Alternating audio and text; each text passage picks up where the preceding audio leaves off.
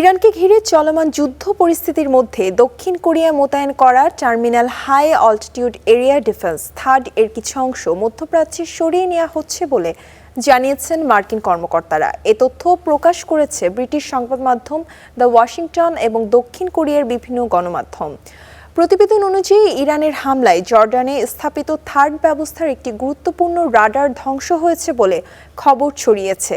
এরপরই মধ্যপ্রাচ্যে প্রতিরক্ষা শক্তিশালী করতে এই ব্যবস্থা আংশিকভাবে সরিয়ে নেওয়ার সিদ্ধান্ত নেওয়া হয়েছে বলে ধারণা করা হচ্ছে।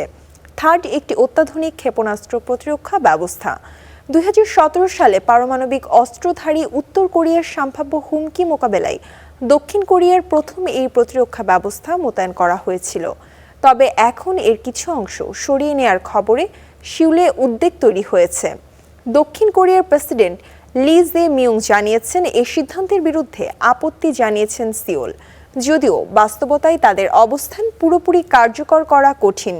বিশ্লেষকদের মতে ইরানের ড্রোন ও ব্যালিস্টিক ক্ষেপণাস্ত্র হামলার ধারাবাহিকতায় মধ্যপ্রাচ্যে যুক্তরাষ্ট্রের প্রতিরক্ষা সক্ষমতার উপর চাপ তৈরি হয়েছে।